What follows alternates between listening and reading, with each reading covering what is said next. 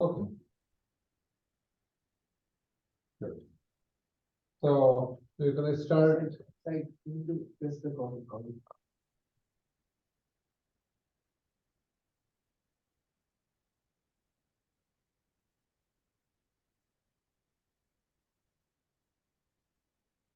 So we'll go over all the permeability things today. So that's the primary target. Okay. And my objective is to finish this lecture notes today. As long as I can finish it, we're good to go. And this semester, I taught this course many times, but I'm trying to make some updates on the way I used to teach. So in this one, I usually introduce this lecture notes on week 4, but I'm doing it this is the third week, right? So I'm doing it on week 3. So I'm trying to gain like 1 week so I can cover more materials later on. That's my basic target. So today we're gonna cover the permeability, and then my next class I'm trying to cover the seepage. So I believe the seepage will take 2 classes. So the permeability and seepage basically is all together. And the lecture notes that I'm using here basically is from my Canvas. So I already posted everything on Canvas. You can go there and look at the Canvas. So most of the materials that I have here is from these lecture notes, which is the seepage analysis and control for dams of Army Corps of Engineers. So this is from the Army Corps, and the number is not sure. Yes, I do. So that's the number. You can just type this number and you can download it too. So, and I believe this is also the same document. It's not being updated. So, but I feel like this is the Bible of the seepage and this is the Bible of the permeability. So everything about the permeability and seepage we're gonna talk about is in this book. No other geotechnical book is as good as this manual. So it's better to follow this. Anyway, so let me go here. So basically you can download that and I'll just go over this. So it's pretty structured. So first of all, the question is permeability. And what do you understand by permeability of the soil? We have a short discussion on this in the last class, but what is your feelings about the permeability?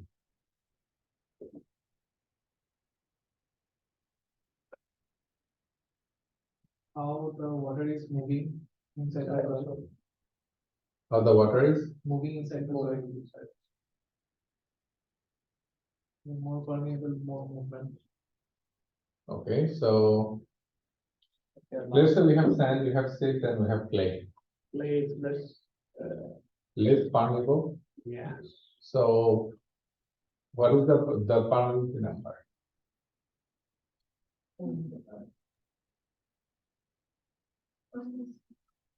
7. 7, right? And what is the permeability number for silt? Any idea? -5, okay. And what is the number for the sand? 3. Okay. Well, it's 1 is the sand. Okay, is 1 is the sand. 1 to 10 to the minus 3. 10 to the minus 6 too much. This is very, very slow looking water. But before I go there, we'll talk about it. But my question is, what do you feel about the permeability? What is your feeling? How much the soil allows water to flow inside? Okay, very good. Means what? The pore space. Okay, yes. The pore space that allows the water to flow. The resistance the soil particle has. Very good. This is what I was waiting for. The resistance. So basically the equation is this, we know V equals fire, right? I is what? Current.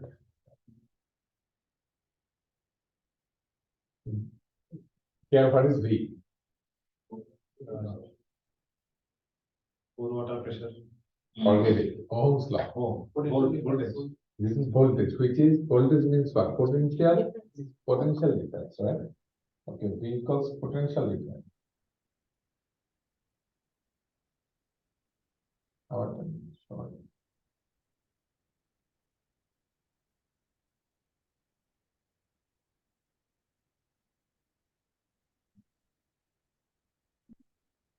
Because potential difference, R equal to resistance, right?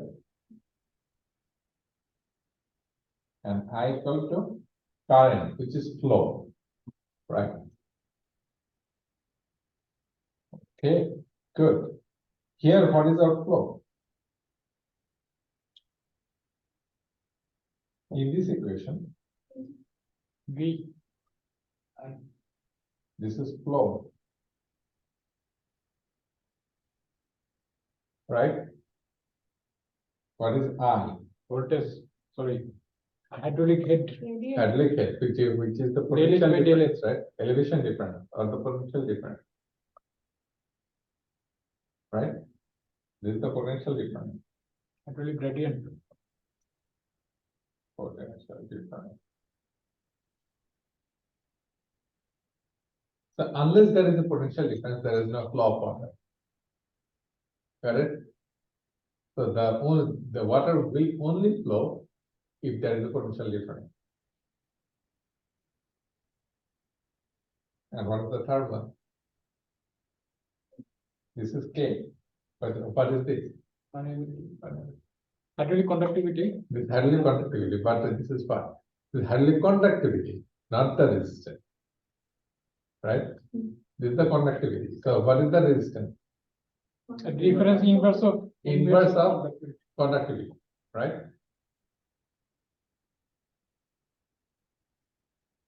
So basically what happens, if we compare it with the Ohm's law, I equals V over K, right? Which is V multiplied by, let's say, C, conductivity.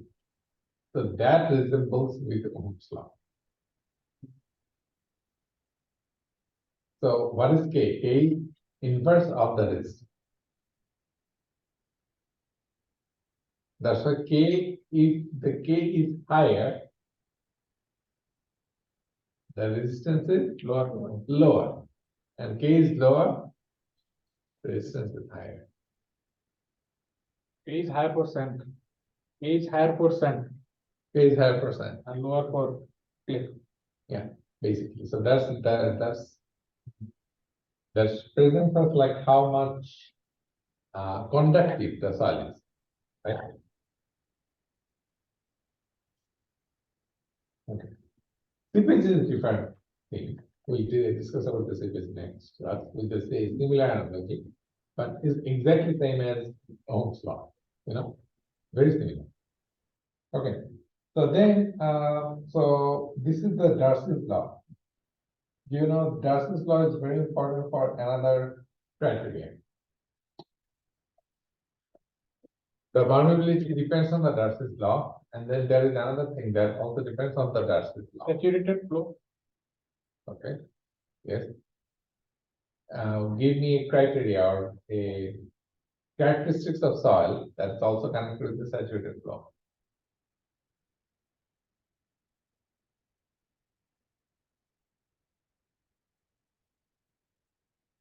What issue?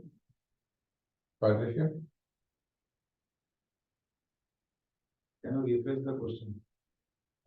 Like the Darcy's law is also a very important criteria for another phenomena of soil.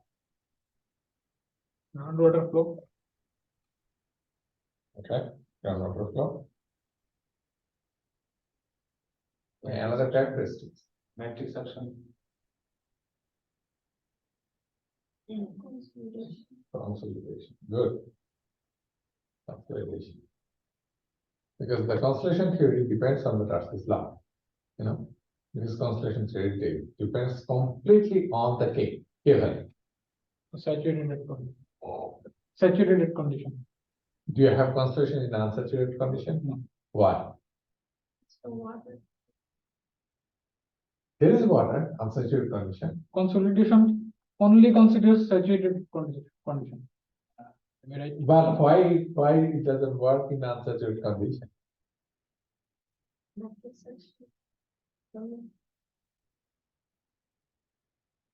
Because there is so much void in the soil that it remains in the soil, but it doesn't escape the soil. Yeah, it's you're telling the truth, but Not in the technical way. yeah, missing some perspective. Basically, what happens there is you have the air void and the water, right? So air void means you have the free space. So whenever you're applying the load, water is not getting the load or creating the pore water pressure because there is all still the void. So it's not creating the pressure on the water, right? That's right. Okay, simple. Now,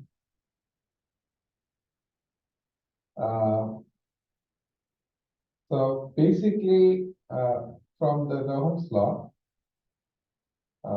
the final equation is Q equal to KI, right? That's our flow. That's our flow where V is the discharge velocity and K equal to K is our the coefficient of permeability I and A. Okay, so I never thought about it, but does it resemble with the work done? The current? In current, Yeah, in the power. In the power engineering, there is another formula. E equal to VI. E equal to VI. Equals to VI. Power equal to voltage into current. Power equals voltage into current. No, it's not. It doesn't. Here or K equal to 1 by R, right? Basically, K is 1 by R multiplied by I. This is the total flow. It's just a flow, nothing else. It's not connected with the I. Okay, so basically what we can do is overflow for to calculate the permeability. All is needed is we need to create a potential height difference between the water, right? So if you have a potential height difference, what we're creating in it? Hydraulic gradient. Potential energy, right? Potential energy. Potential energy, and then the difference is the hydraulic gradient, right? And where we always have the hydraulic gradient, no matter what. Give an example where there will be a hydraulic gradient, no matter what we do. Slope. No, not in the slope, no way. Flowing water body. And pump. When water is extracted through a pump, so there is a what should I say? Drawdown, Drawdown. okay, there might be one. And what is the title of this course? Time and slope. Dam. Dam. Dam. Then, Seepage. no matter what, there will be a potential difference, hydraulic gradient, okay, no matter what. In one side there will be a higher water, and one side there will be a lower. There will be lower order. So there will be a hydraulic gradient, right? Built-in hydraulic gradient forever. That's how the system is designed. So dam engineering is all about how you control the hydraulic gradient. You know, that's your primary point. So the dam can be anything. We are talking about the earth dam, but there are other type of the dam, right? Which, and by the way, do you know that the dam engineers has an extremely high demand now? Now, Do you know why? because Low the groundwater storage with water So Water management. climate change.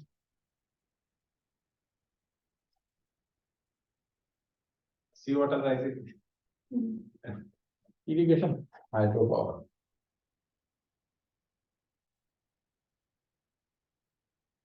Hydropower is for a long time. It has been used for a long time. Hydropower. Yeah, It's but cheaper basically. Cheaper. Cheaper. hydropower is the most cleanest energy. Yeah. Hydropower is the energy source that gives you everything. By the way, do you know the power engineers? They hate two things, two type of power. They don't like it at all. One is hydropower. No, hydropower, no, not the hydropower. The first one is the solar. Solar is renewable. No, renewable, Efficiency is too low. Too low. no. Sources of not always, sources of nature based, like not always available. Some like There are two things. The most important thing is it follows like this. You know, it's a bell curve, which is the power demand curve. You know, the power demand curve always goes like this. You have a peak hour. So when you have a peak hour, you need high demand. High supply. Yeah, high is like high supply means high demand. So you need the flow. So you need the capacity. So the solar has high power but zero capacity. So to them it has no value because they talk about this that it has no capacity at all because they cannot increase it whenever is needed. And they can store it for a certain time, but at the time they can store it, and when they will have a massive pool, they have nothing to do it. You will have a grid failure. And if they have a grid failure one time, it takes forever to restore the grid. It's not easy. So no matter what, they don't like that. That's why their primary choice is nuclear. Because nuclear, once you start it, that's your most secure source of power. It keep coming, you know. But there are other like coal-based or the gasoline-based fuel-based. Those also create lots of power. So you can increase the demand. When your demand increase, you can follow the peak. So you can have the supply. Solar energy doesn't have the supply. Solar energy is okay, but not to the power engineer. Power engineers don't accept it at all. But for the hydropower, it's a clean energy and it's controllable energy. You know, you can create a hydropower system. You can keep the storage, and during your peak hours, you can have 10, 15, 20 generators.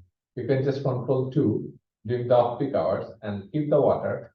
And whenever is needed, you can open those gates. So you can control it and you can create the capacity. You don't need to have a storage. You can immediately create the energy and you can just deliver it. But if you want to use the solar, then you need to have a storage. And the question is the storage. How much storage you can create, right? Because there you need to create a battery storage for solar. Wind Wind is also not controllable. is not controllable at all. You have a high demand, then you have nothing, right? So their point is, if you have a sustainable flow of the wind, you can create something, but that something may cover your 10 to 20% of the demand, but it's never going to be your 100% of the demand. So how you going to come with the 100% of the demand? Hydropower or nuclear. Yeah, hydropower or nuclear. You know, if you want to go move toward the cleaner energy, then either hydropower or the nuclear. But nuclear, you need to have a very good maintenance and very good team to. So it takes time to create a nuclear engineer. So the average salary of the nuclear engineer is 200K, same as the doctors. You know, and then you can go for the hydropower. Hydropower is great. Hydropower is great for US No question about that, because if you Terrain- look at the terrain, Terrain is very, very in terrain. yes. So you always can create the reservoir with very short distance, or within a shorter area. But country like Bangladesh, on the flat, Flatland. yeah, you can. But maybe, but you have the flow, remember that. For hydropower, you doesn't need the height, the gradient only. You also have the flow, you have lots of water. So if you can harvest the energy from that water flow. For current. Yeah, for current, because you have the water flow, right? Too much rivers, so many rivers, right? All you need is like miniature generators. Those miniature generators can still create your lots of power in. So let's say every five miles or every 1 mile, you have a series of generators installed there. It can collect all of your energy through it. Right? You know how the train has their power, all the in the train. Coal. No, that's the locomotive. But in every The bogies. Bogies. how they get the power? There is a power car in the middle usually.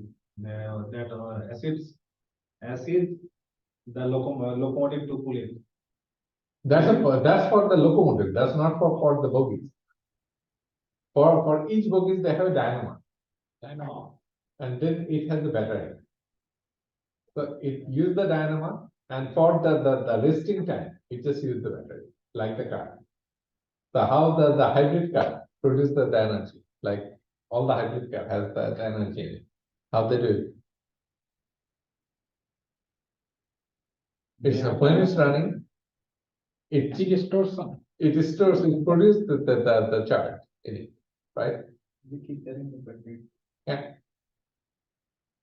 So using the similar idea, if you can bring it in the hydropower, then you can create a series of power in it. So basically, nature gives us so much power. The question is how to harvest. The power is already there, energy is already there. You just need to learn harvesting. Maybe you can move your seed. You can move your seed.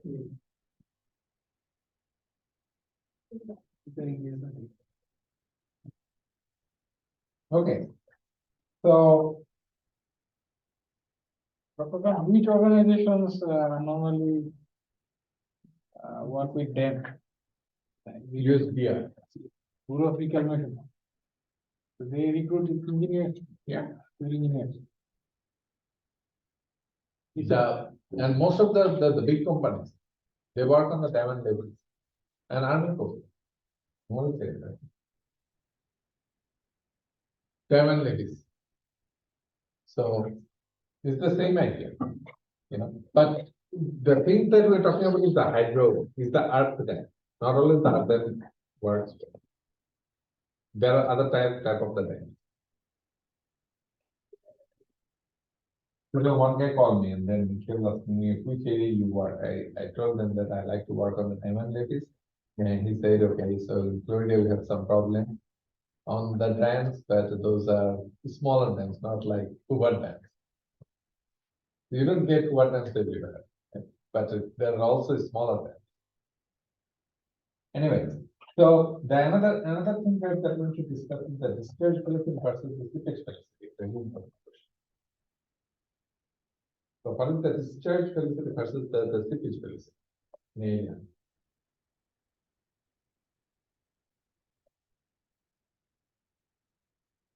You have a pipe, water is flowing through the pipe. It's discharge velocity. So that's the discharge velocity, right? And what will be the seepage velocity? If the pipe is filled up with. Yeah, to understand the seepage velocity, this is what we need to look at. This is how the average linear flow path. And let's say this is going through the conduit. So in the water, sorry, in the soil, water cannot go through like as a flow, differential flow, right? It will have like different direction. So basically, all you're trying to do is you're trying to find out the average velocity that going through it. What happens in the seepage? So, what is seepage? Whenever we are talking about the seepage, means The flow of water through the intermolecular spaces, sorry, interparticle spaces, okay, under under the force of hydraulic difference or hydraulic. okay hydraulic gradient with the pressure flow. Seepage is always a pressure flow, right? So if there is no pressure, there will be no seepage. So what's the difference between permeability and seepage? Basic difference. Permeability is just a factor. Permeability is just a factor, like a resistance. If you don't have any current, or if you have the current, the resistance is there. Whenever there is a flow, it kicks in. But when the current is flowing through the cable, then we will have something, right? Like the flow of current or electricity. So the similar way, when the water is flowing through the soil, and then there is a drop, potential drop as the water is flowing, then we call it seepage.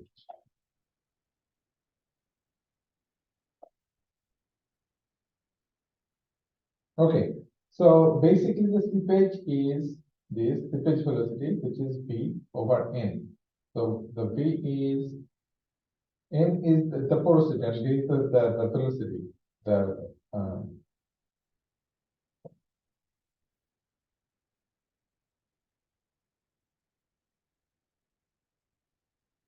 Yeah, V is the velocity of one V cos iron. So very velocity there. Okay, V is the discharge velocity. V is the discharge velocity.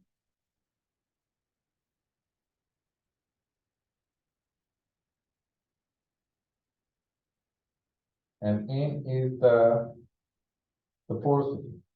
So if you divided the discharge velocity by the porosity, then you will get the seepage velocity. It will be greater than the discharge velocity always.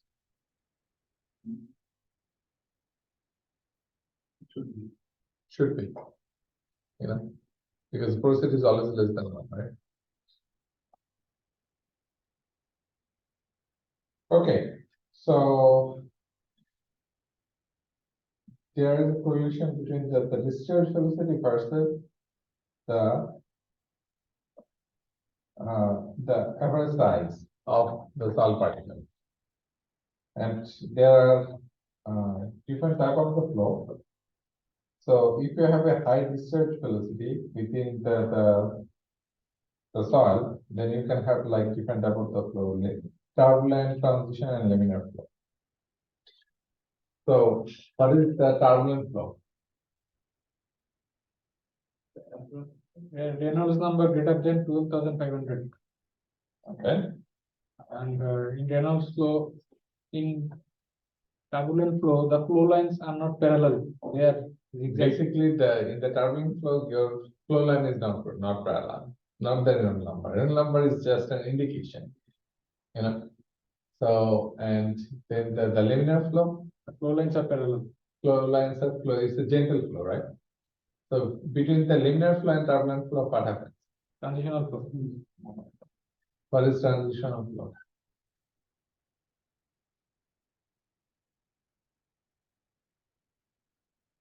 Between the laminar flow and turbulent flow, like where the turbulence turns into parallel.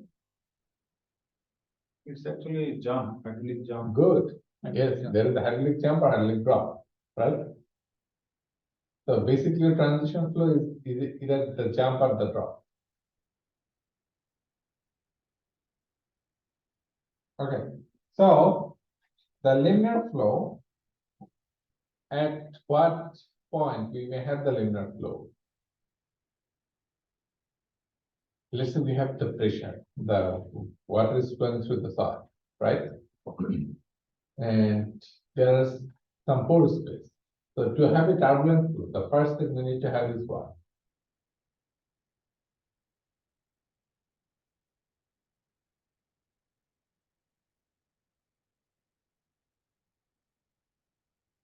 We cannot have turbulent flow in soil.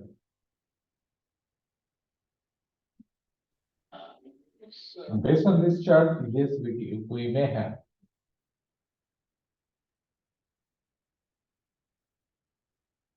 But before any turbulence, there must be one thing that has to be there. What is that? So viscosity should be, That's a water property, not a solid property. Fluid property. Viscosity is a Calculated.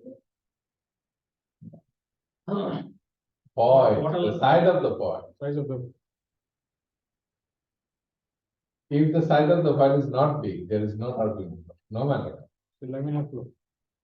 If it's can you think about it, through the clay, you have turbulence flow? Is it possible?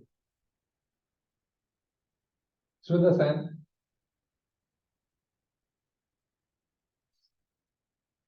Yes, sir. Gravel, Gravel or boulder, much bigger size, and in between that you may have something. You know. So have you, I think most of you have taken the breakwater course of Dr. Williams, right? So what happens in the breakwater?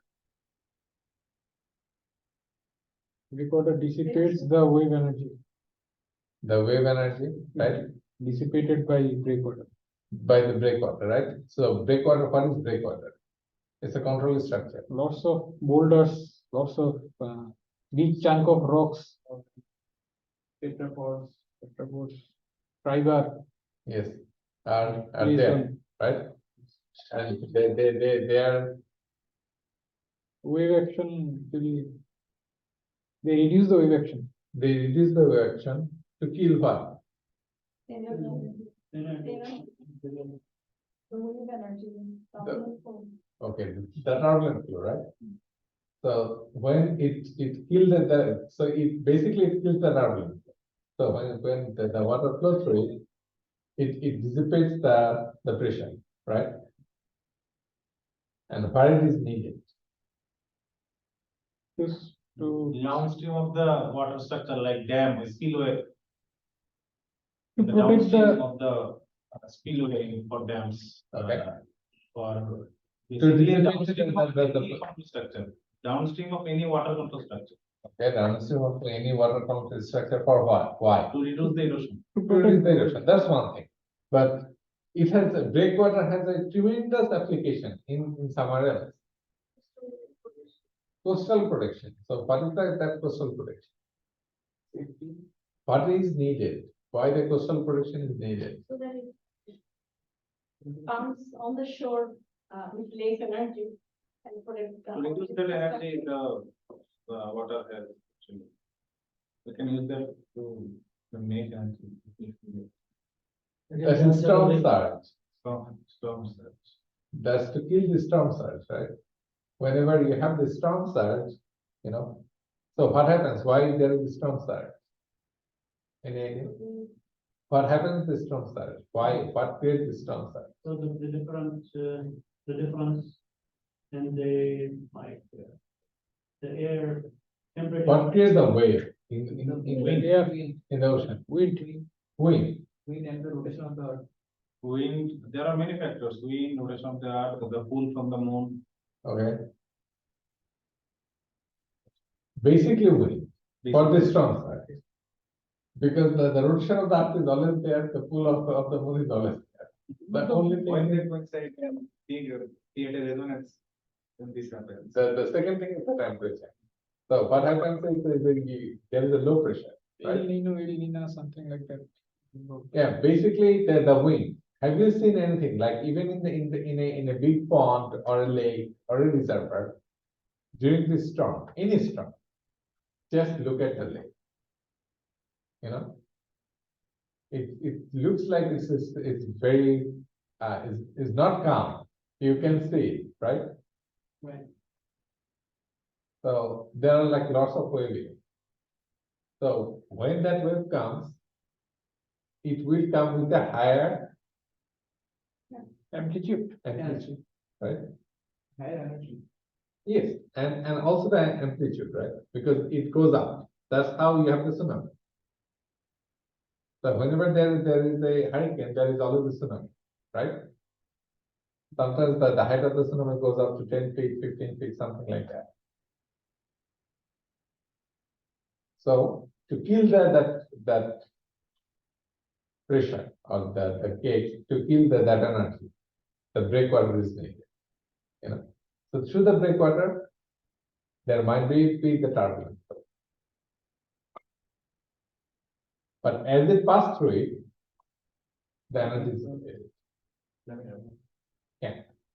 Target is from the turbulent to the linear flow inside the void.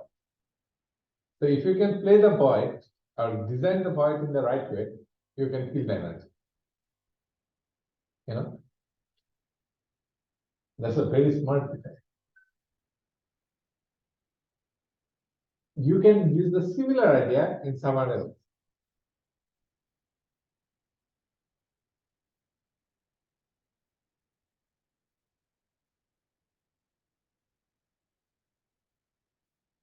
In design of geotextiles, slope stability, But how? You can create a similar structure in someone else. Let's say in Bangladesh, and all the blocks that you guys are using in the river, that's nothing but creating the pressure, right? It's basically it's a breakwater thing. But the breakwater thing doesn't, it just cut down what? Energy of the water, And velocity of them, okay, and lower down the amplitude. and controls the erosion. You can use it to reduce the erosion of it. But with that erosion control, can you also do anything related to like the failure of the embankment? If it is not erosion driven, with other embankment, yeah. If there is no erosion, but you just use the blocks to create the similar thing, like for the breakwater. Do you think that it will also help in terms of your slope stability or any other type of failure? Will it help? If there is no erosion, then There is no failure. Those are two different fish. Erosion and failure are not connected together. Erosion is a washout thing. you can use that block for making an impermeable layer so that water doesn't. You cannot create a block that you can create an impermeable layer. That's impossible. For a limited area. No, there's no way. Because to stability of the slope is a function of your shear strength. Erosion is not connected with it. You know? erosion is connected to the wave velocity. Yeah, it's just like the erosive force. You know, how much erosion is there and what is the connectivity with it. You know, the binding. But that binding is not with the shear strength. If you can have a tremendous shear strength, but you can still have the erosion.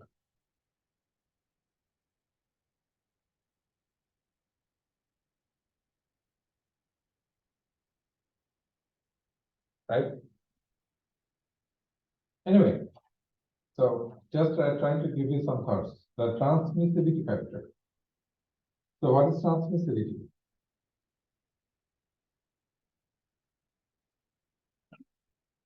Basically, it's in the aquifer. What is aquifer?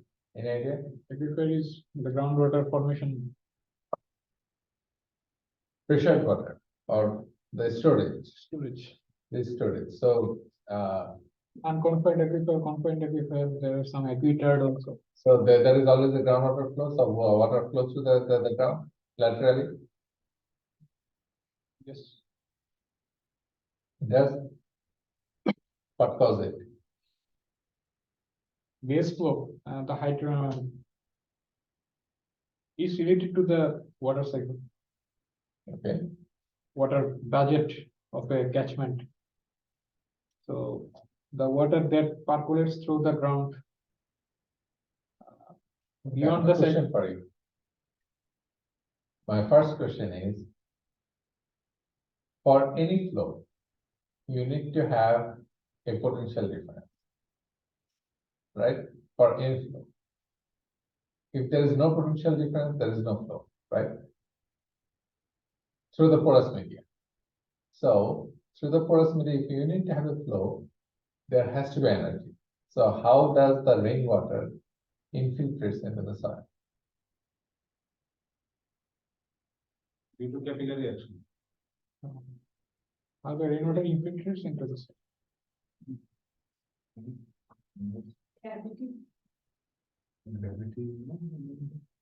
Gravity. Gravity?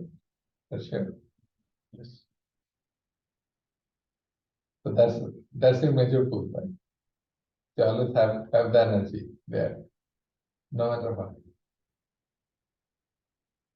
And gravity pulls the water. So when gravity pulls the water, someone else will try to hold it back. Who is trying to hold it back? Capillary action. The evaporation. No. Someone has to hold it back. Because gravity has a pull. Tree. That's moved by tree. Roots. They're suck it out. It doesn't counterbalance it. It doesn't go up because of the tree sucking the water. Let's say water is trying to flow through the soil, right? And sometimes you have a partial water condition. So you have like the trapped water within the soil, right? So partial water condition develops with what? Because of what? Because of entrapped water. Entrapped water. Permeability of the soil. Permeability of the soil.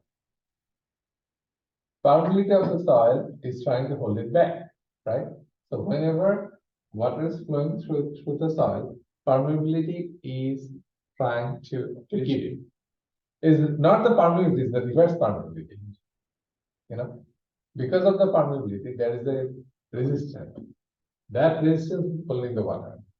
So at a certain point, when you have higher permeability, which is not letting the water flow through, right? If you increase the pressure, then it will flow through. But with the low pressure, it will not. So gravity is always a low pressure condition, right? So with that low pressure, nothing is going through. So it will create, it acts like a barrier. A very good example of the partial water condition is in the expansive side. So all the slope failure in Mississippi happens because of the partial water condition. All the slope failures. Without the partial water, there is no slope failure. If you can just eliminate the partial water, all the slope failure problem will be gone. Do you think you can eliminate that partial water condition? Why? So the character of the plate. All of them are natural phenomena. Use water. If the rainfall is there, there's so now because of the climate change, what is happening? The first thing is the water cycle is changing, right? When the water cycle is changing, what is changing? It's melting. Ice are melting, it's a long way. You don't need to look at the ice.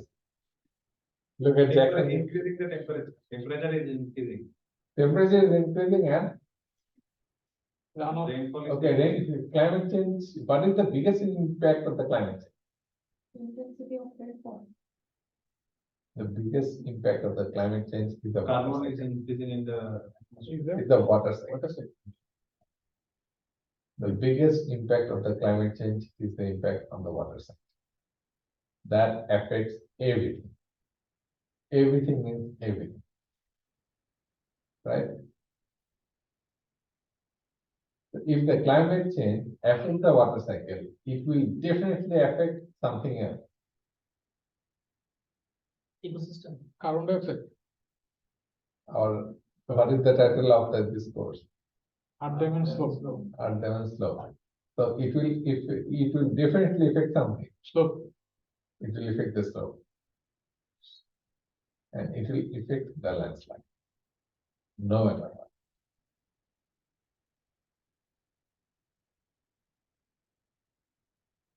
Question is why?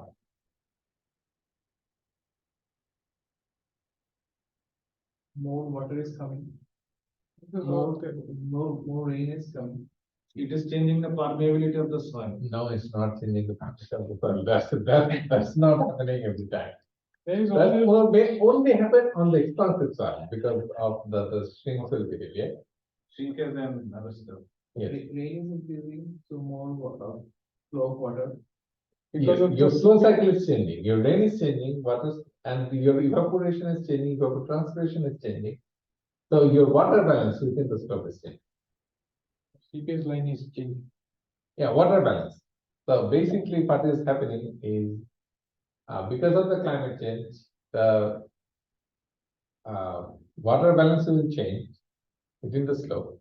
So it will completely affect the behavior of the slopes. So that's why if you wanted to quantify what will be the impact of the climate change on the slopes, the first thing we need to do is we need to have a model to identify the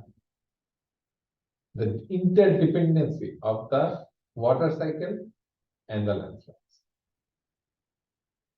Do you think there is interdependency? Yes. How?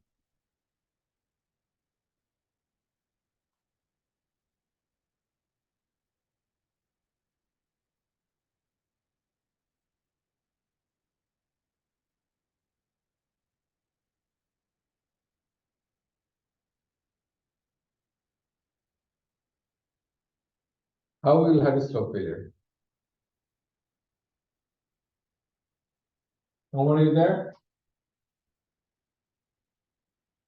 Yes, I'm here. So what is the interdependency of the Change in particle size distribution, What's the question? change in particle size distribution.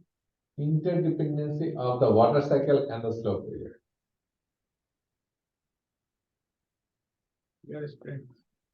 So this will compromised. Water cycle affects the soil moisture balance, right? Yes. So if you have higher rainfall, you'll have more infiltration. If you have more infiltration, you will have more seepage, parched water, right? So if you have more parched water, then your parched water is your friend or enemy? Enemy, right? So if you have more enemy, your factor safety goes down. If these things happens repeatedly, then you will have a failure eventually, right? So, and then the other locations, like wherever there is a wildfire, so or the areas that becomes very dry, in those areas, what's gonna happen? Forest fire. Forest fire, but they will have like significant cracks, right? So if you have the cracks, your soil is becoming very dry, right? And then you have the rain. It just washes around the surface. And And slope rains. it creates the landslide too. It happens in California. Just immediately after that wildfire, what happens? The soil becomes very dry because of the extreme heat, you know. So there are like severe cracks. And after the cracks, it's always like whenever there is a wildfire extreme heat, there are like so much cloud. If you are not having the rainfall, means what? The water is stored in the cloud. Water is stored in the cloud. It's coming back. So it will coming back, but when it's gonna coming back, it's gonna create a massive flood, right? Because that's how the extreme events are happening. So, so now what's gonna happen is it's gonna have the cloud, right? Big cloud, and now in the soil, you have the big cracks. And then you have the rainfall. And that rainfall is not so soft, slow rainfall. That's a massive rainfall, high intensity rainfall for very long time, right? And that creates the flooding. So exactly at the same time, at the same place, like in California, they have the wildfire, and immediately after the wildfire, they have the landslide, and then they have the flooding. Right? Which is more bad, those like the California type of landslide or this type of? Well, both are, landslide is landslide, and landslide is really worse, you know. And it's because landslides, even though we are talking about like how to arbitrate the landslides, in the expansive soil we can do that, but not always in every type of the soil we can do it.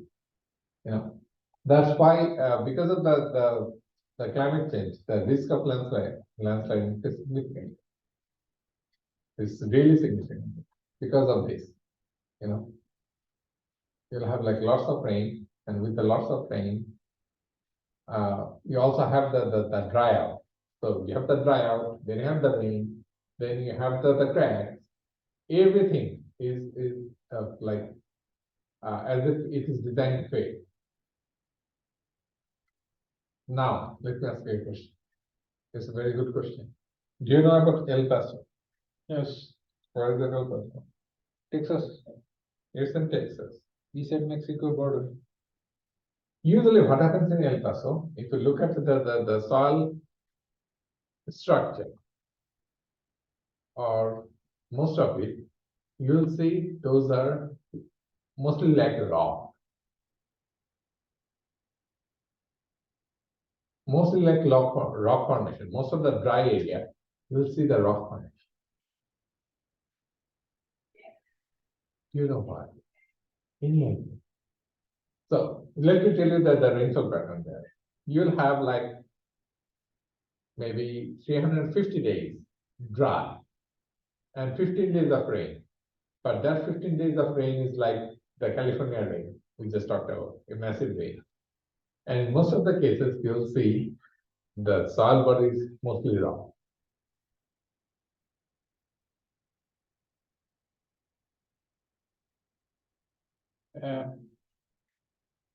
Usually hard rock. Most of the slopes are made with the rocks over there.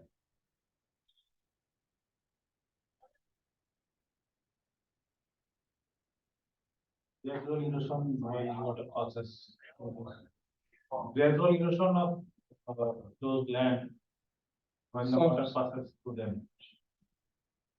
So only the rocks stay. The sandy or CT material washed away. Very good.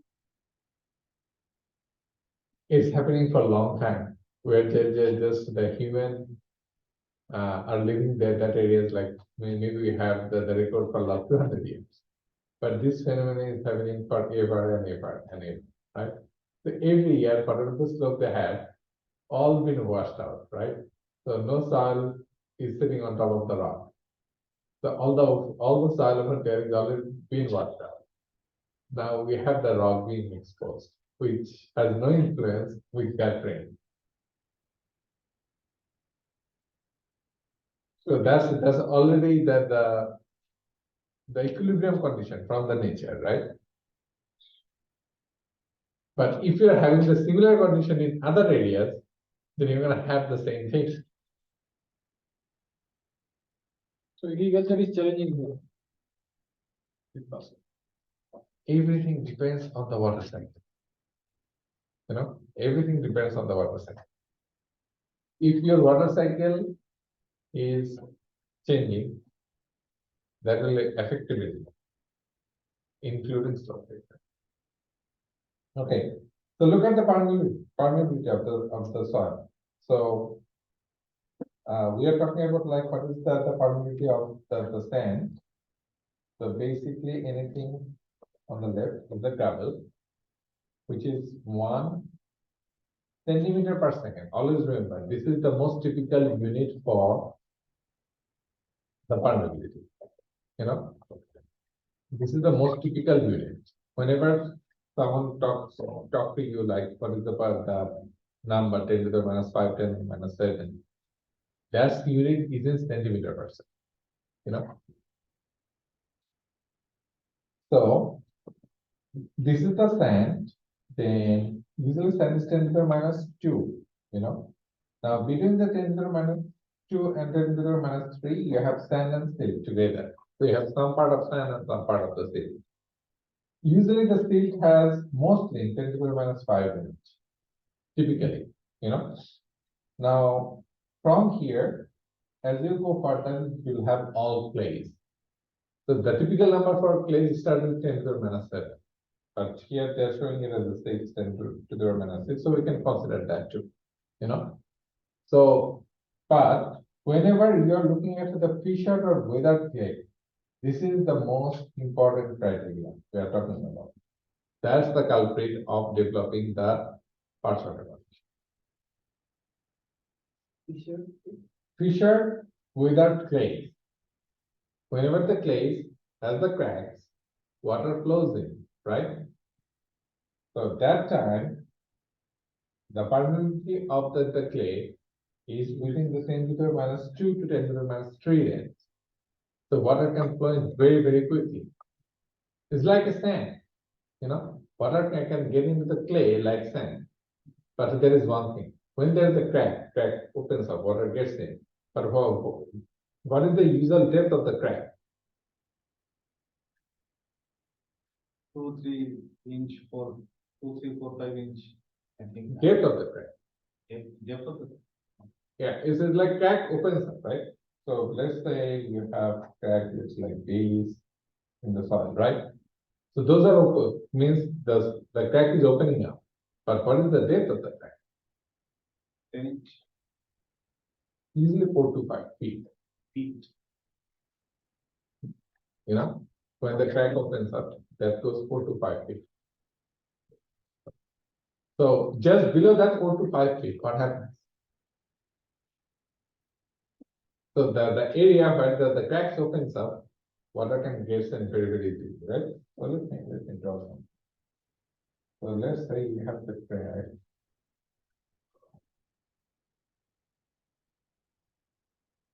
It's like this, you know.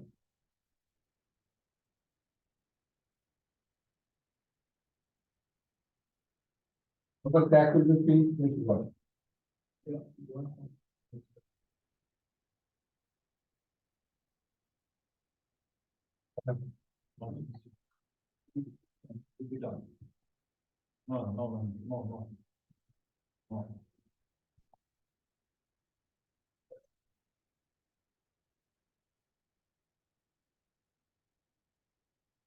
Okay. So basically what is first gonna happen is the water infiltrates within the crack, and then so the area, the top part where we have the cracks, that area gets weathered very, very soon. So weathered clay means what? In area weathered, Withering means It reacts to the erosion. weather change. Erosion. Weather means washing out of the overlying soft materials. It changes its Continuous expansion and shrinkage of the layer. The exposure to the weather. you're saying no. I was saying that it changes its characteristics based on the weather condition. Any other thought? So have you seen the weather wood Weather food. timber? Timber, yes. What happens to the timber? You buy timber, those are raw, you make something like a door or something, what's gonna happen? If it is not weathered, It's gonna crack. it's gonna crack and bend, right? But if you have the weathered timber, then what's gonna happen? It's not gonna bend so much, crack so much. So basically what? There is no water in it. Or, No, mm, there is no void. Yeah, void is less in them. this is called hysteresis. Whenever you go for a contraction and expansion every time, then at one point it becomes seasonal. Like in magnet. Yeah, it becomes season. Season Season. root, Season, right? season timber piece. So in life, let's say you have so many troubles. And you handle all the troubles. I'm Then season what happens? person. I'm a season person. Then you become a season person, then what's gonna happen? We don't get affected with sudden changes. Yeah, it's okay, it's a part of the life, right? So it's kind of like that, a similar thing. So what happens to the clay? So what is the seasoning process of the clay? Volume change. Volume change, shrinkage, Shrinkage. expansion. Expansion and contraction is all happening in the clay, right? Every time there is a expansion and contraction. How that expansion and contraction are taking place? How the expansion and contraction in the clay are taking place? Expansion happens during rainfall or That's a hysteresis curve, right? Every year it has expansion and contraction. But within that expansion and contraction, something else also happens. Partition. What is she saying? Strength. Here strength. What happens to the shell cell? Becomes stronger, Decreases. decreases. bearing capacity changes.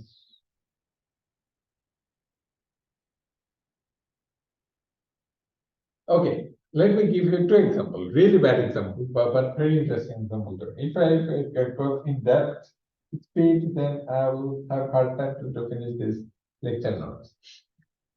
But it's still, okay, let me ask you this question. Okay.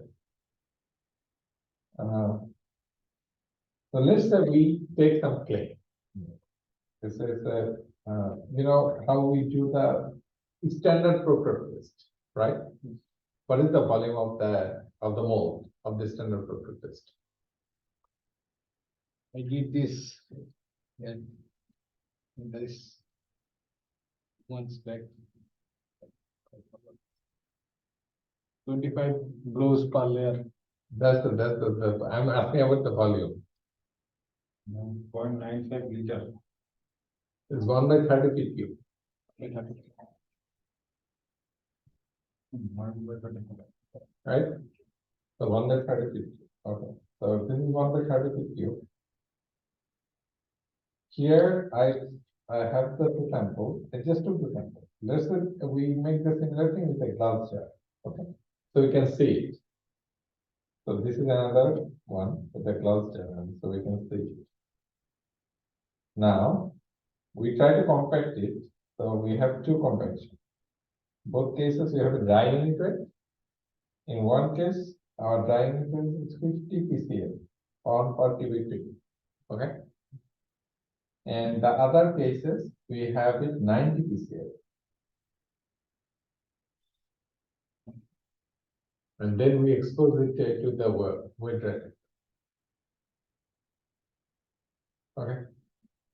So the one in 90 PCF, let's say it has a void ratio of B equals to 1.1. And for this one, 50 PCF, the void ratio is 2.5. High void and low void. Now, let's say we let it expand and contract. So what happens here? It has lots of air in it, right?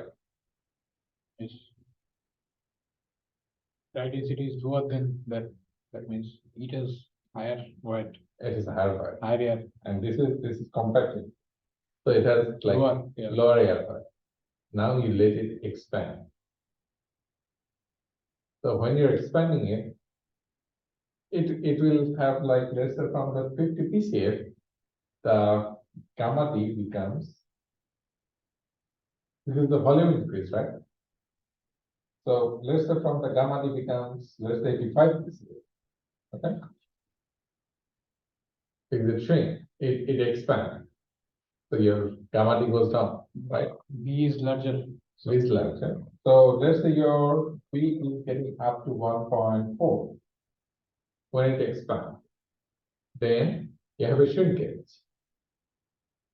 So when you have a shrinkage, that 50 PCF goes up, right? And it goes up, let's say 88 PCF. Okay? Or your V becomes 1.1 trillion. So it just increases one time, you know. Go to the, and if we keep drawing it, so every Whitney cycle, what's gonna happen?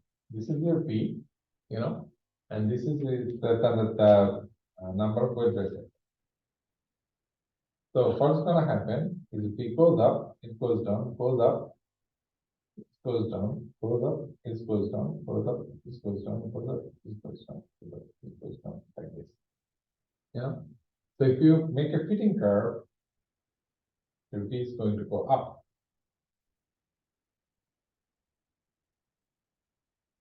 Okay. Up to a certain rate, then it will be flat. It reaches to equilibrium condition. Got it? That becomes your equilibrium condition. What happens to this one? Who can say?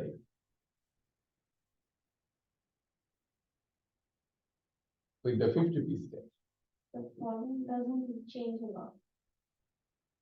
There's a lot of wires. Okay? They are this, first period of wires and then the volume it will be expanded. So it will expand. Then Rate of change will be slow. Volume change will be slower.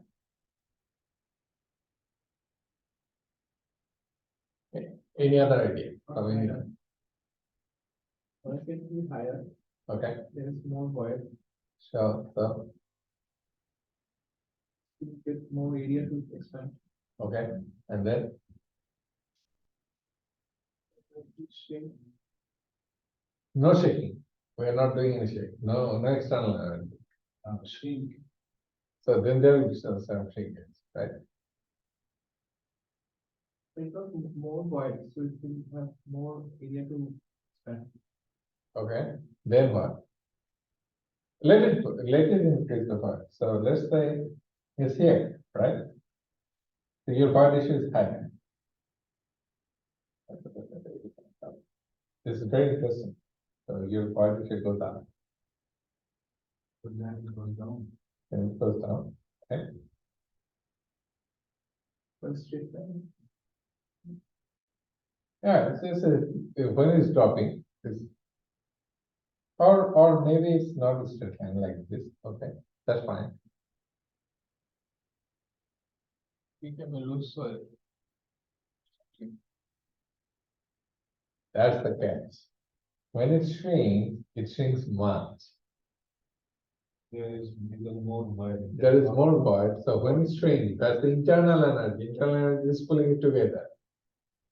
You know, so your void goes down. The next time it's gonna have a void again. Every time it's going to get less and less wire. And then it do it again. It do it again. Do it again. So it's gonna reach to a optimum condition, the natural condition Then in reverse way. in a reverse way.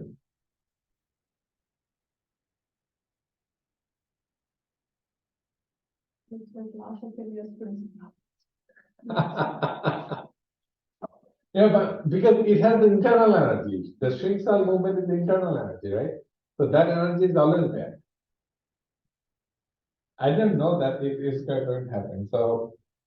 In one test, we started doing a test. And then instead of seeing this phenomena, I saw the other phenomena. And I never found a paper or anything in the literature that supports this.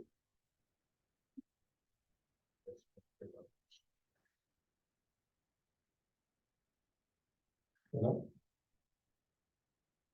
So it really doesn't matter whatever the compaction rate you started with, or whatever the compaction is there, eventually it's going to reach to a certain compaction with a certain motion.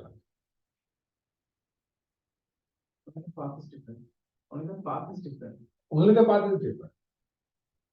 Everyone is going to get to the same destination.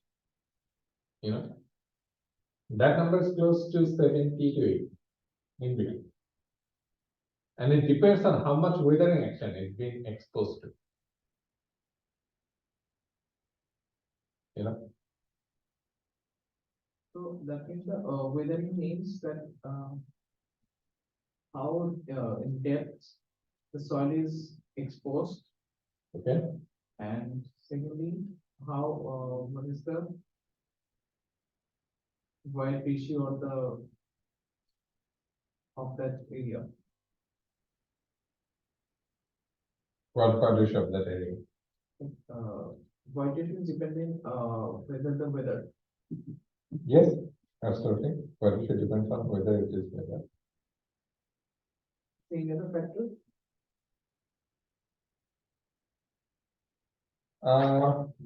There are many factors. The major factor is what is the energy. What is the like the temperature gradient? Because the temperature gradient controls your how much flooding and shrinkage is going there and how much rainfall is there. So in one area you have average rainfall of let's say 55 inches. Another area you have average rainfall of like 65 inches. Your weather action will be different. Right? In the cold zone, will there be the same thing? In the cold zone, it's a different problem. In the cold zone, you have the weight rest, you have the freeze thaw action. Is the similar thing, right? Those are the energy from the nature, right? There is no way we can deny that, and there is nothing can rule it out. It's always there, right? So in that cases, it's even problematic. But the Yeah. pattern is similar. Yes. Shrink soil movement is one thing, but if you look at that, right? When I look at that, most of the theory of civil engineering are very crude. You know, they just consider an average number, an average path, and try to do that. Most of the theory is not physics based. Most of the civil engineering theory is correlation based. So many empirical relations. Based on the empirical relation. Empirical relation is the correlation, nothing else. You know, I saw this, you saw this. There is a trial and error. So you did with several trials, and you came up with something. Coefficients. Yeah, you came up with some coefficients, and with that coefficients, you are just trying to get some numbers. Those are basically the fitting curve, right? Nothing else. Those are fitting curves. All you do is in civil engineering is the fitting curves. So, what is the most important expertise you should have if you are being a researcher in civil engineering? Excel. You should learn how to create a fitting curve, Solver. right? As long as you can create a fitting curve, you can develop so many papers, so many equations, all of it. All you need is just the data and how to plot that data, right? And I think you agree.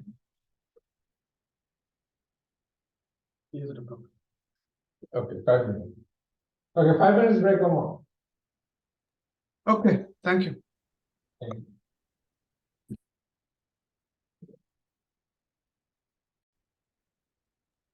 Yes, I am here. All right. I just wanted to check the sound.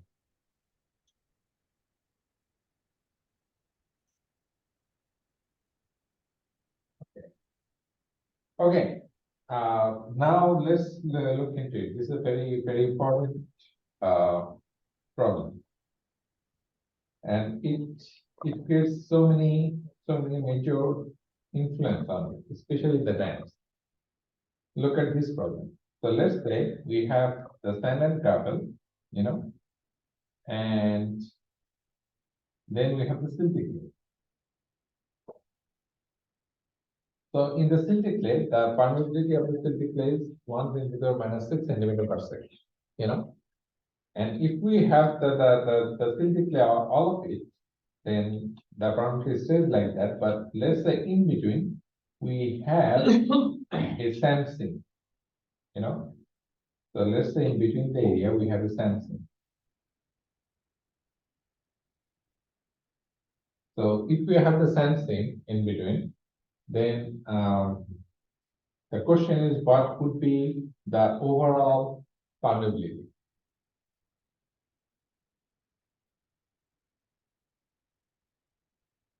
You know, any idea? Or like how much loss you may have.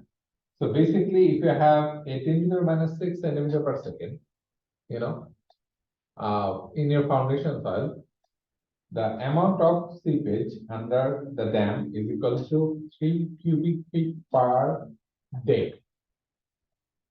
In between, if you just have two sand sinks, very thin, you know, very thin sand sink, your permeability loss is gonna be 1 million cubic feet per day.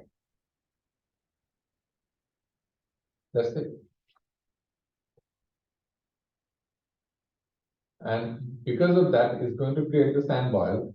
It's going to create all the problems, and eventually it will end up with something. Any idea what is that something? Piping. Right? It will create. Now the question is how we have the piping? Why we have a piping failure?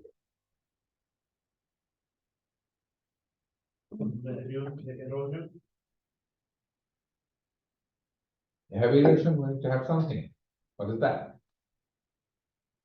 The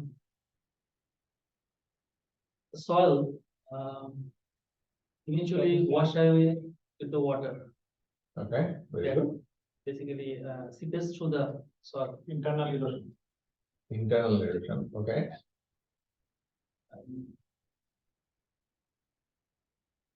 Due to erosion, differential kind of settlement or Imbalance of movement. What is the imbalance of moment?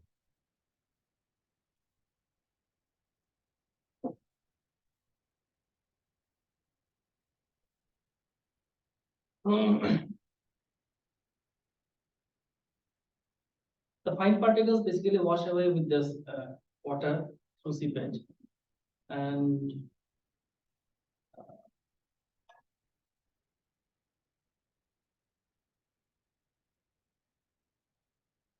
it creates a sinkhole.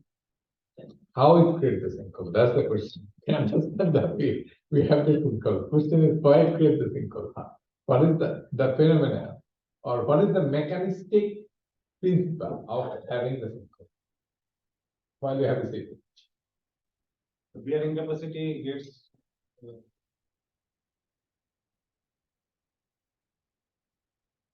What? I'm not sure, but I would say the permeability, if it's high, like if having a sand and the water seeps through, and if you have a high head with water pressure, it will cause the internal erosion and it just keep And the high eroding heat. sand. The question is when there is a high heat, it will try to create the internal erosion. That's the point I'm asking. Why? I understand that when there is a high heat, it will try to have internal erosion. But in that condition, why there is internal? Due to piping. First you have the internal erosion, then you have the piping. And this position. Okay, Yes. yes. Too saturated and. There is less resistance in the water particle, the soil particle.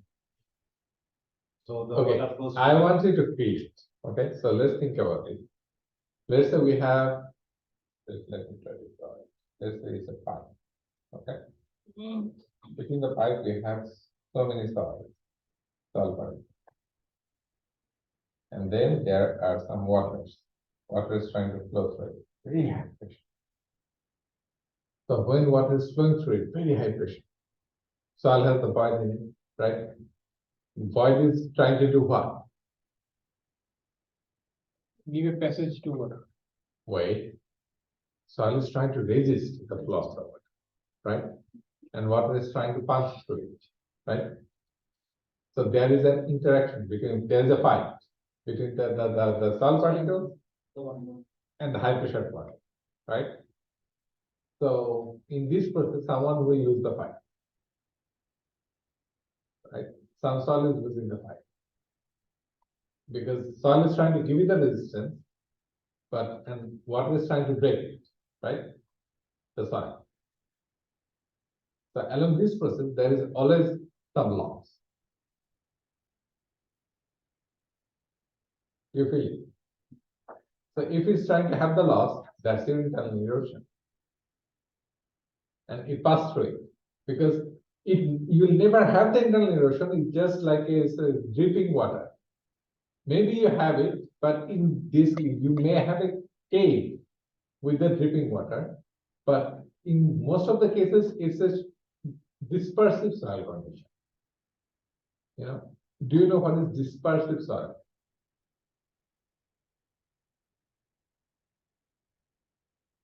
Lewis. Dispersive soil.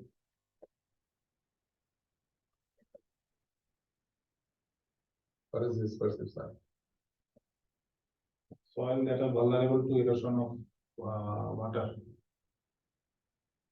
Soil that experience higher volume expansion due to the presence of water. Okay, who went to the metro center site?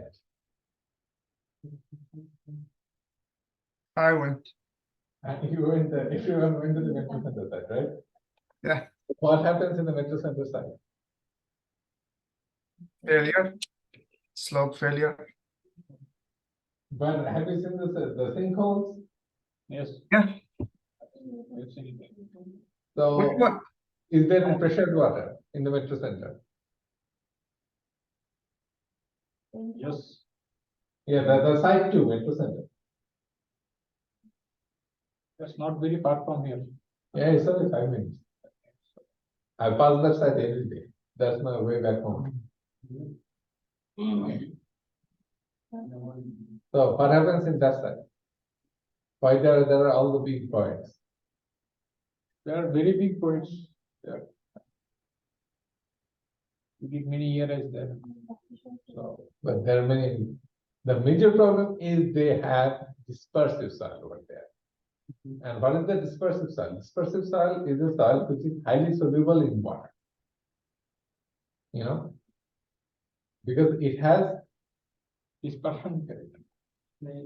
some metal in it, like the ions, cations. That cations get dissolved when it gets in contact with water, like salt. You know, so those cations are sodium, potassium, calcium, right? Those are basically cations. They have the cations in it. And usually, what happens whenever we looked into it, most of the literature supports that dispersive soils are the soils that have the sodium in. But later on, we also noticed that if you have a higher potassium, it also behaves like a dispersive soil. And in Mississippi, most of the soil has more potassium, not the sodium. So basically, just follow the same rule. You know, you have the cation, +1, +2, and it get dissolved, get exposed to the water, it creates a erosion with it. This problem is significant in Australia. You know? But in the dam and levee issues, if your field has a dispersive soil, Then it's totally disaster. then it's a total disaster. That's why I'm talking about. You know, you have to make sure that there is no dispersive soil in your field area, and you need to integrate that testing in your boundary, no matter what. It cannot be. If you have the dispersive soil and you make a dam, that's the perfect recipe to failure. So what need to be built there? Which, if, say there is a dispersive soil in a Yes, site, and we need to build a dam there, use concrete, concrete dam. use concrete dam. Plain and simple, use concrete dam.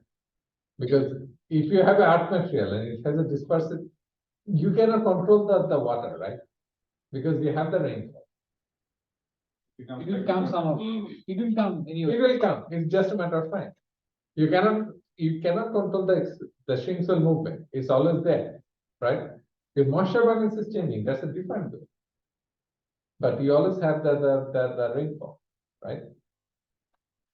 So that's why you have to avoid the dispersive side. Correct?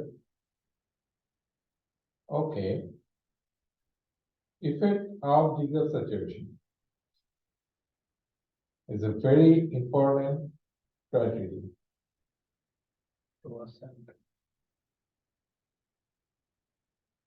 Okay, effect of degree of saturation, effect of permeability versus the degree of saturation.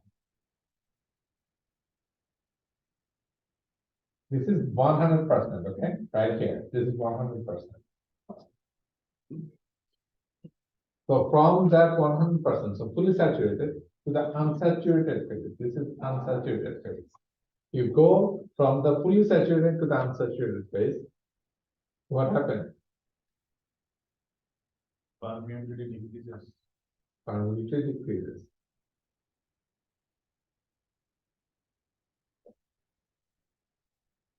From the fully saturated to the unsaturated phase, if you go, what happens?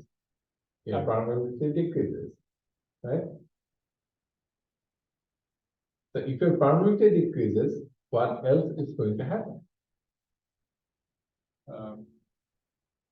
Past water condition.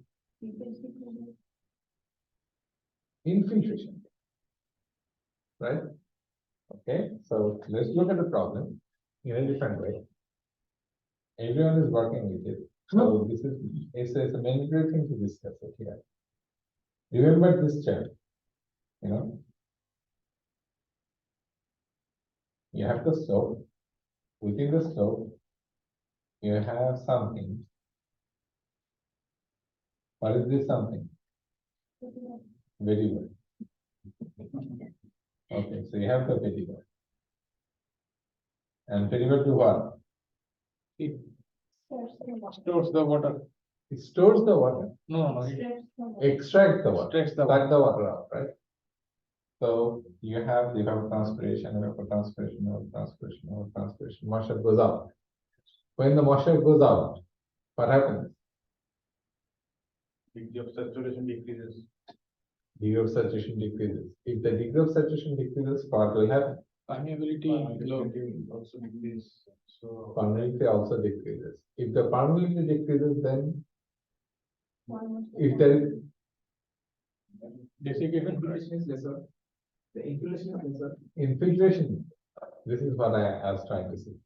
So if you have that, your amount of infiltration goes down. So it will not only cut down your parts water condition, but it will also reduce the potential of the particle.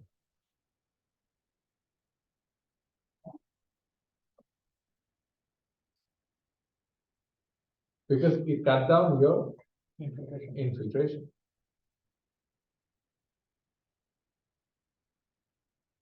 Right?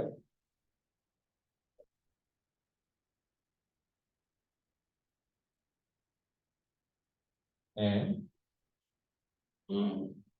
but the question is how much?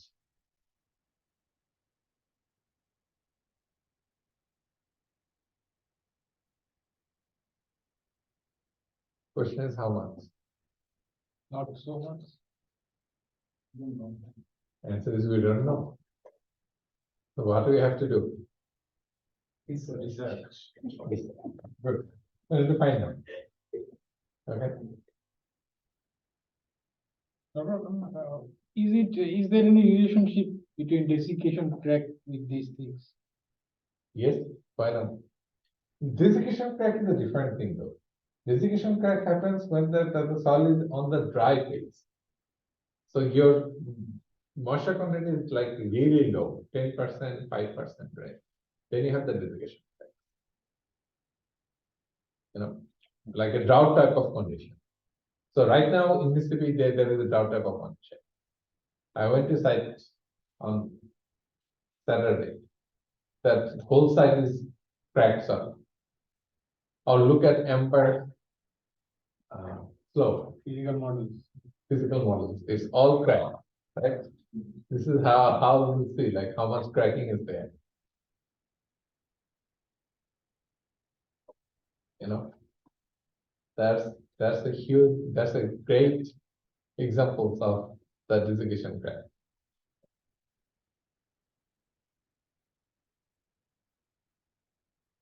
Right? Okay. Now, effect of hydraulic gradient. Effect of hydraulic gradient is not very important, you know. But if you have the hydraulic gradient, like higher hydraulic gradient, we all know that it's like lower hydraulic gradient is gonna be the laminar flow, and then higher hydraulic gradient means it's gonna be the turbulent flow, you know. And then it also combines with the velocity. So it's just already known thing, so it's not a problem. This is very important, effect of the main thing. This is super duper important. Then there is another thing, percentage of the fine. What is the time now? Okay, 8. Okay, I think I can, let me see how far.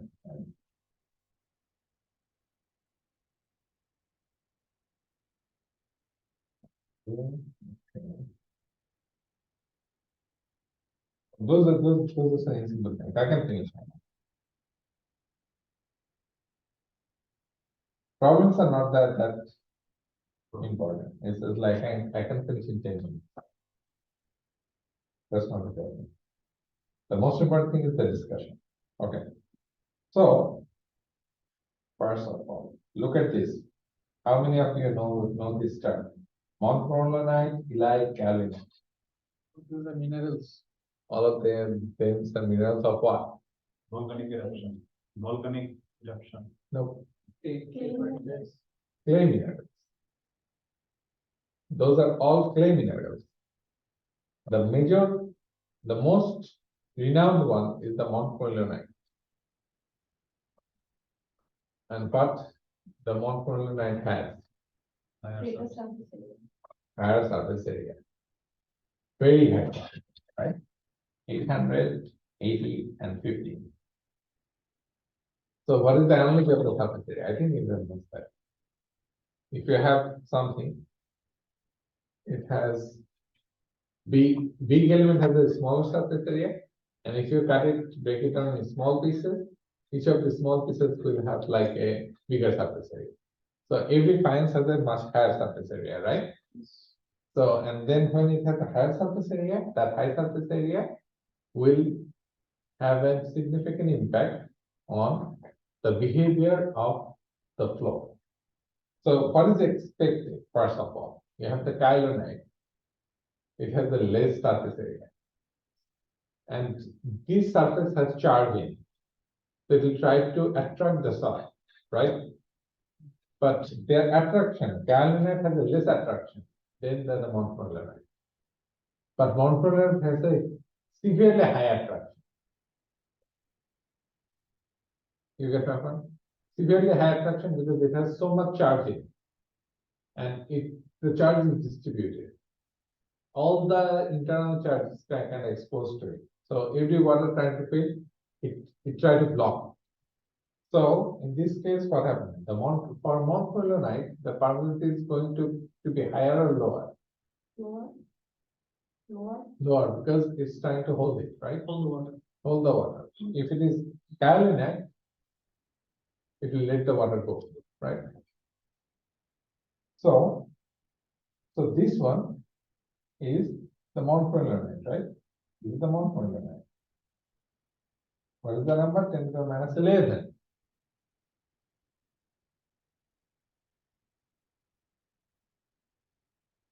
Ten to the minus 11, right here. This is kaolinite.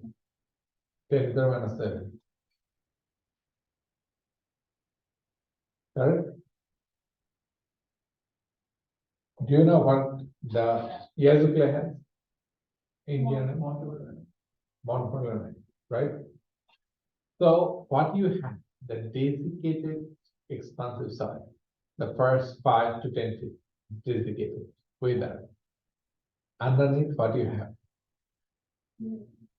Unweathered. What is the permeability of the unweathered? Very low, very low, very low. 10 to the minus 11. And on top, fissured weathered clay. What is the permeability? 4, 5. Even low, even higher. 10 to the minus 1, 10 to the minus 2 to 3. Right now, if you go to the slopes, your permeability is between 10 to the minus 2 to 3. You know? So what is the best possible recipe of slope failure in expansive soil? So, You have the dry soil first, have the crack, how can you pressure? and allows the infiltration. Then you have lots of rain, right? Is tracking to the higher, yeah. Into the weather zone? Yeah, it's In between them. yeah, it's in between the weather zone, and then what's gonna happen? Water drifts in, water sitting there, and then immediately below that you have the permeability 10 to the power minus 10 to 10 to the minus 11. So it's like a barrier, no water pass through it, right? So all the water just sits in, and then it's just sitting there. I got it. Yeah. Personal condition. That immediately creates the parched water condition, right? And you keep adding this type of clay. Have you played with the clay ever? In the clay, if you keep adding the water, it absorbs the water, right? So what happens there is you are adding more and more water, it becomes softer and softer. It really doesn't matter how compact it is. You know, it just soaked in it, it becomes super soft, right? So the shear strength value will be gone at that point because it becomes so soft, you know, and then it starts to move. Yeah, and it says that creeping, slow, soft movement of the slopes that comes in, you know. And it has a very big influence of this chart. See? Because that's your barrier. At that point, you have, whenever you don't have the cracks, you know, cracks ends maybe in between 1 to 2 feet. That's the zone where you will have like most of the water sitting there.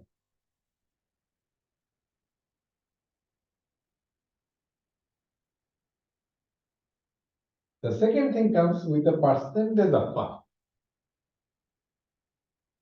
The percentage of fun. That's a really interesting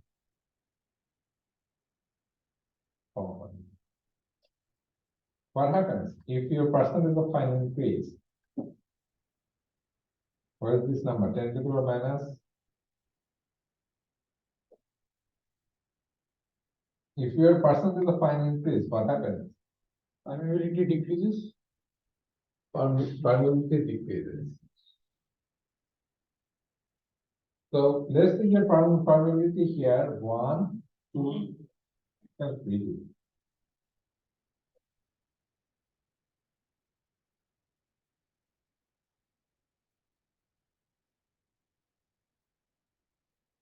I think the top one is 10 to the power -1. 2 10 to the power -2 or 3. Okay, so whatever the range it is, basically what happens is probability goes down, right? As your percentage fine increase. And look at the change in the percentage of fine. What is this number? 3 to 15. Means you have the sand. In the sand, you have 5% fines. Or you have the sand, it has 15% fines. Means you have 85% of sand. Right? You get my point? So even if you have 85% of sand, still the permeability goes down significantly because of the amount of fines. You know, so whenever you want to create a high drainage material, your permeability value should be higher, right? Because you want a higher drainage.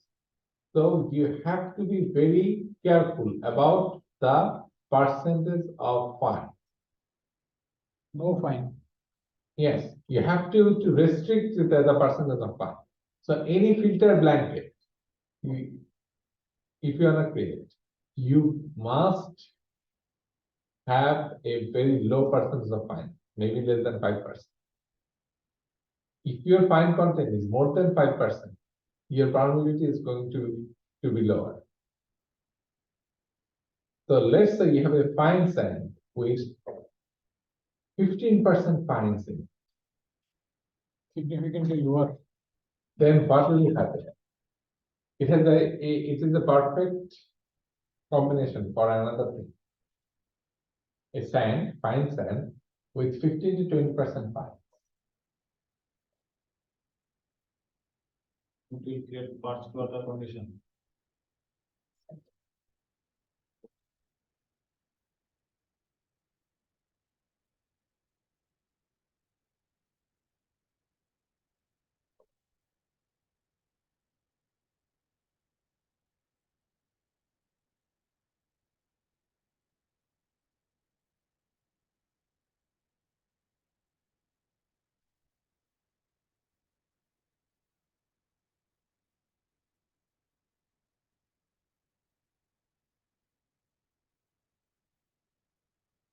It looks like everyone is tired.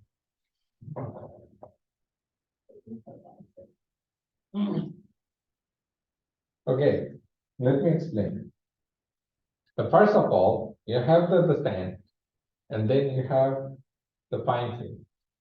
It cut down your permeability from 10 to the -1 to let's say 10 to -3, 10 to the -4 in this range.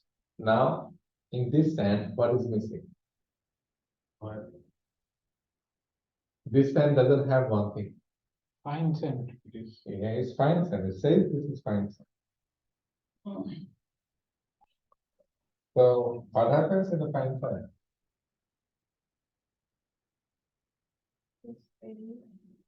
This drainage, but fine sand doesn't have another thing, which is known as the cohesion. No cohesion in the fine sand, right? That doesn't have cohesion. Now, let's say you have water in it, and then you have a excitation like an earthquake. So the first loading, what happens? Your permeability is not 10 to the -1 or 1, but it's 10 to the -3. So it creates an excess water pressure, but it takes time to dissipate that excess water pressure. It cannot dissipate immediately. But if you have an earthquake means what? It's a wave, right? So the first wave can come in means there is a loading and unloading, right? So it is increase your excess water pressure. And then it takes time to dissipate, but if it cannot dissipate, immediately you have the next one come. So your excess water pressure goes up, your excess water pressure goes up, and so on, right? It's sliding action. No, Liquefaction. Liquefaction. it creates liquefaction. That's the perfect recipe for liquefaction. So whenever you have the fine sand with some fines, that's the recipe. That's the recipe. fine sand with some fine. Only fine sand is not good. But fine sand with some fine is better, with zero cohesion. This is why you will have the liquefaction.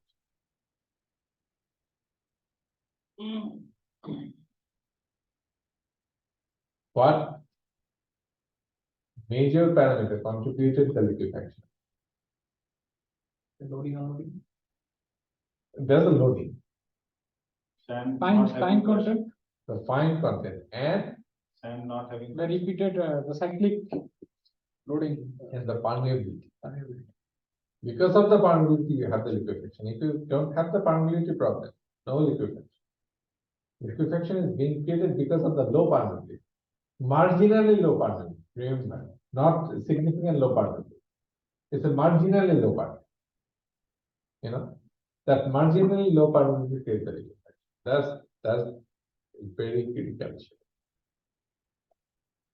And then if you look at most of the site investigation, permeability is the most ignored soil parameter for it. You can look at tons of boreholes. No one do any soil permeability. In America too. But most of the problem, all major problems are connected with the soil permeability. Because it's all connected with the flow of water.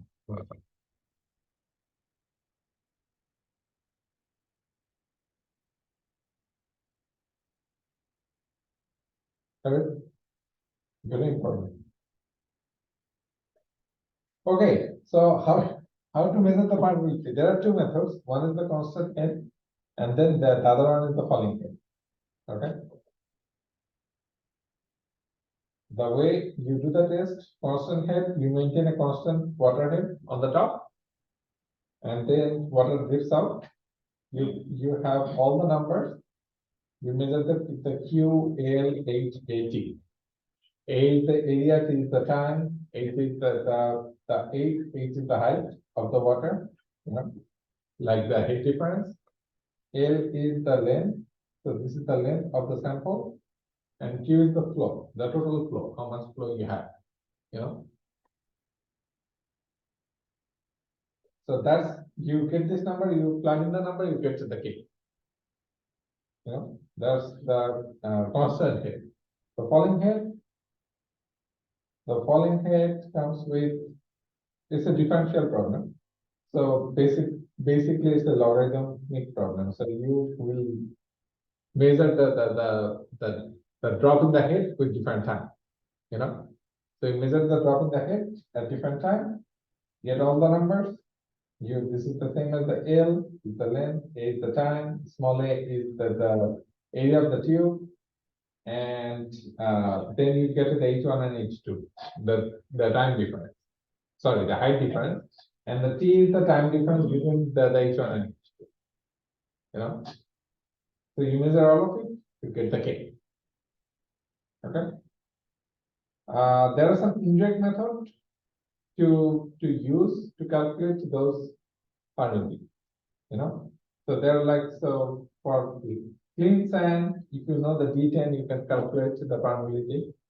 The same way the unit is the centimeter per second. You can also use some other methods for fine to medium, sand or SW. So there are several methods to calculate the permeability. I'm not going over it, all of it.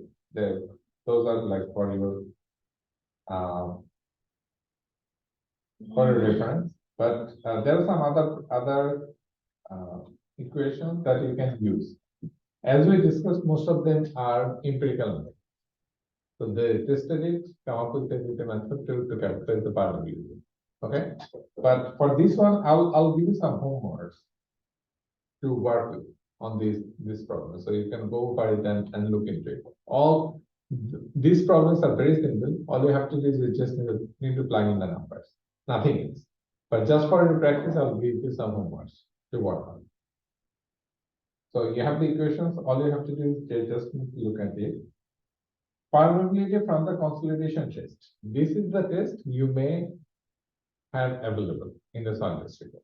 So if you have the solvers report available, then you can look at the consolidation test and the E-log curve.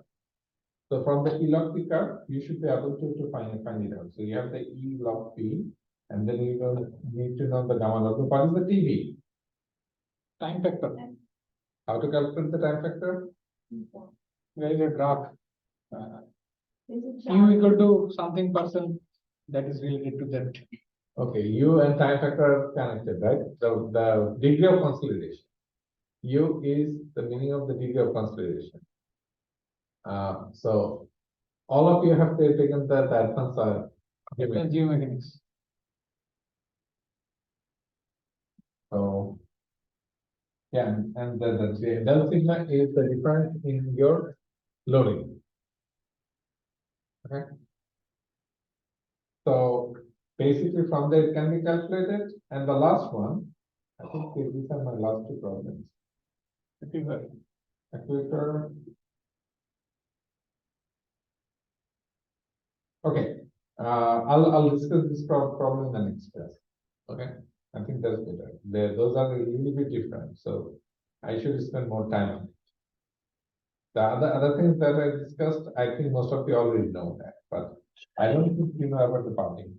So I don't want it to just go back under this. So let's end here.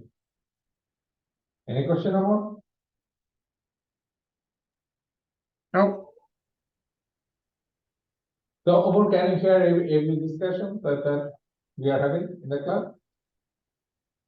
can I what? Can you hear all the discussions that we are having in the class? Like Yeah. all the answers I can hear everything clearly. clearly? Yeah. So I think it's working very well, right? So are you having the feelings of the class, like as if you are there? Yeah, actually, I'm getting everything. Actually, I hear every discussion you talk, the students talk. I hear all the answers and the questions, so it's good. Okay, awesome, very good. This is great. Thank you. Thank you so much. Yeah. So I'm not assigning any homework today, but in the next class I'll assign a homework. In the next class, I think I'll finish the rest of the problems, and then I'll start discussing the seepage, and we'll start the flow net. So we'll discuss the flow net in the next class. Okay. I think seepage will take three lectures, not two. Seepage will take 3 lectures. The amount of the problems that we're going to do in the seepage. So next class is the flow net, the rest of the problem. Then there are some problems in terms of the overtopping, like for the dams, uplift force and all these things. You know, the piping resistance, like exit gradient, those type of problem. And then we need to do the flow net problem for the embankment. So those are the separate problems. Okay. Then I'll assign a project. So I'll assign the project maybe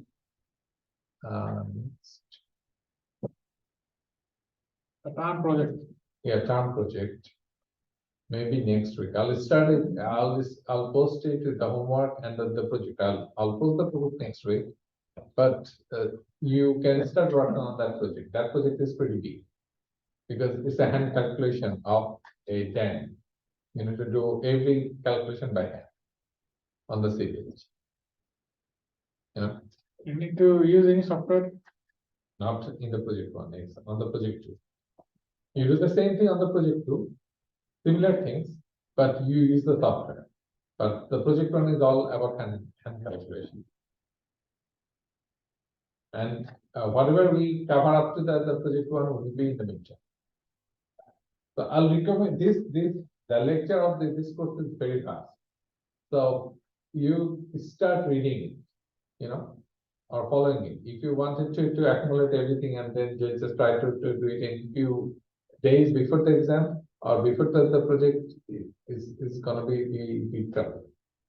You know, this material is very deep, so it's better if you follow it. Okay. Thank you. Thank you so much, Dr. Khan. Thank you.